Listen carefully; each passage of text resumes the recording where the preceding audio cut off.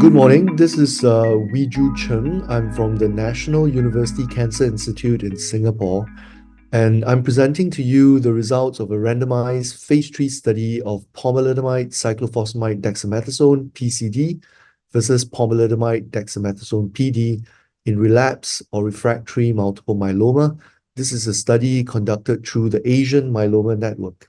Asian Myeloma Network was established in 2012 by the International Myeloma Foundation with the purpose to understand myeloma in Asia and address gaps and needs.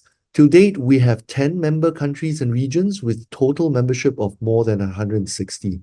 One of the key initiatives of the network was to develop a clinical trials platform so that we can get early access to novel agents, study combinations that are relevant to Asia, the so-called low-cost combinations, and to establish Asian data.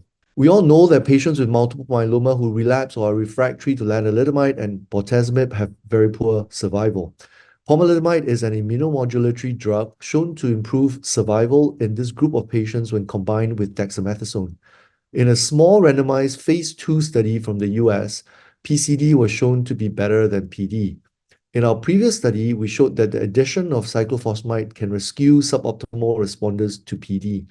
We therefore aim to compare pomalidomide, cyclophosphamide, and dexamethasone with pomalidomide and dexamethasone in Asian patients with relapsed refractory multiple myeloma. We conducted a randomized two-arm multi-center, multinational prospective phase 3 study, including patients with relapsed refractory multiple myeloma with prior exposure to PI and IMiD, with 1 to 6 prior lines of treatment. Most of these patients would be refractory to their prior lines of treatment. Patients were randomized in a 1-to-1 ratio to receive PCD or PD. Dosing schedule for pomalidomide dexamethasone is POM at 4 milligrams from day 1 to 21, with a 1-week break in a 28-day cycle, and dexamethasone is given at 40 milligrams once a week. The dose of dexamethasone was reduced to 20 milligrams in patients who are older than 70 years old. For the PCD dosing, this is exactly the same, except that cyclophosphamide was added at 4 milligrams once a week for 3 weeks. The primary objective was progression-free survival, and the secondary objective, overall response rate, overall survival, duration of response, safety, and tolerability. 60 patients in each arm was needed to detect a hazard ratio of 0.5 for PCD over PD with a power of 80% and a two-sided level of significance of 5%. The data cutoff date for analysis was 30th of April 2022. All data collected after the data cutoff date was censored. The date of database lock was 17 November 2022. A modified intention to treat population was used for analysis, which included all randomized patients receiving at least 1 dose of study drug. 125 patients were recruited from October 2017 to October 2021. 1 patient was a screen failure. 2 patients, 1 in each arm, did not receive 1 complete cycle of treatment and was excluded from analysis. So in the end, we have 122 patients available, 62 in the PCD arm and 60 in the PD arm. The patient characteristics were well balanced across the 2 groups. Specifically, the age was at a median of about 68 years. ISS staging was present in about 25% or a quarter of patients.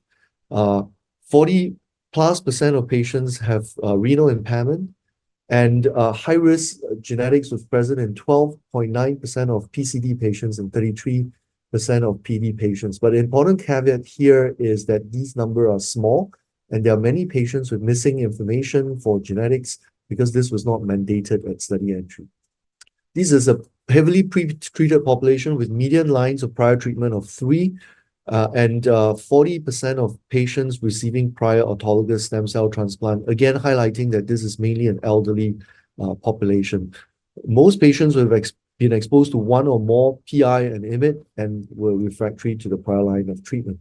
The primary endpoint was met at a median follow-up of 13.5 months. The median PFS was 10.9 months for PCD compared to 5.8 months for PD, and the hazard ratio was 0.43, which is statistically significant. Okay, so the overall response rate was 61.3% in the PCD arm and 38.3% in the PD arm, with 17.8% of patients in the PCD arm achieving CR or better, but only 3.3% of patients in the PD arm achieving CR or better. For those responders, the median duration of response was 12 months in the PCD arm and 5.7 months in the PD arm. Again, statistically significant.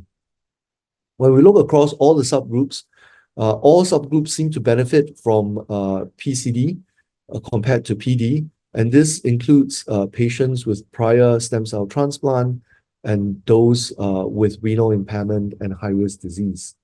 The treatment was generally well tolerated. The median duration of PCD was 236 days compared to 155 days for PD. 48% of patients required dose reduction of pomalidomide in both arms.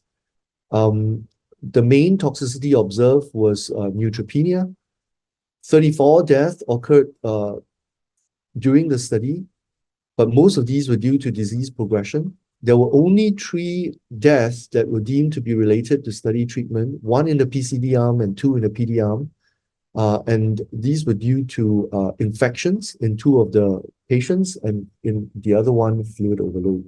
At this follow-up, or by the time of the data cutoff, overall survival was not different, although this was numerically greater in the PCD arm at 41.5 months compared to the 27.5 months in the PD arm.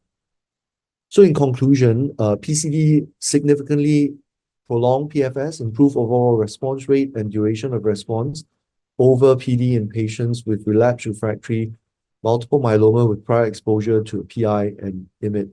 The regimen is well tolerated, and therefore PCD represents an excellent all-oral based therapeutic option for Asian patients who are heavily pretreated with relapsed refractory multiple myeloma.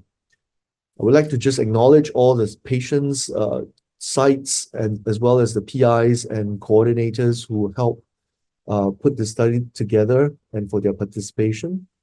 And thank you very much for your attention.